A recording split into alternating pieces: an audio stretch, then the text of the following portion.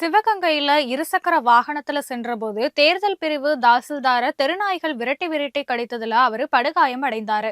இந்த பிரச்சனையில நாய்களை கட்டுப்படுத்த தவறிய நகராட்சி ஆணையர் மற்றும் கால்நடைத்துறை இணை இயக்குனர் ஆகியோருக்கு விளக்கம் கேட்டு மாவட்ட ஆட்சியர் உத்தரவு பிறப்பித்தாரு. சிவகங்கையில மாவட்ட ஆட்சியர் அலுவலகத்திடல்ல தேர்தல் பிரிவு தாசில்தாரான மேஷிய தாஸ் நடைபயிற்சி செய்த பிறகு அங்கிருந்து இருசக்கர வாகனத்துல புறப்பட்டு சென்றபோது இந்த சம்பவம் ஆனது நேரிட்டு இருக்கு.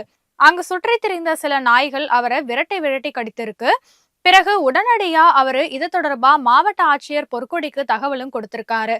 அதனை தொடர்ந்து அரசு மருத்துவமனையில அனுமதிக்கவும் பட்டாரு. அங்கு விரைந்து வந்த மாவட்ட ஆட்சியர் பொற்கொடி திருப்பத்தூர் சாலையில நாய்கள் தெரிவத நேரடியா கள ஆய்வு செய்தாரு. அதற்கு பிறகு நகராட்சி அலுவலகம் சென்று அங்கிருந்த அதிகாரிகள் கிட்ட தனது கடுமையான அதிருப்தியை வெளிப்படுத்தி இருக்காரு. தெருநாய்களுக்கு தடுப்பூசி போட தவறிய நகராட்சி ஆணையர் மற்றும் கால்நடைத்துறை இணை இயக்குனர் ஆகியோர் இது குறித்து விளக்கம் அளிக்க நோட்டீஸ் அனுப்பவும் உத்தரவிட்டிருக்காரு. இந்த சம்பவம் சிவகங்கை பகுதியில பெரிய பரபரப்பையை ஏற்படுத்தியிருக்கு.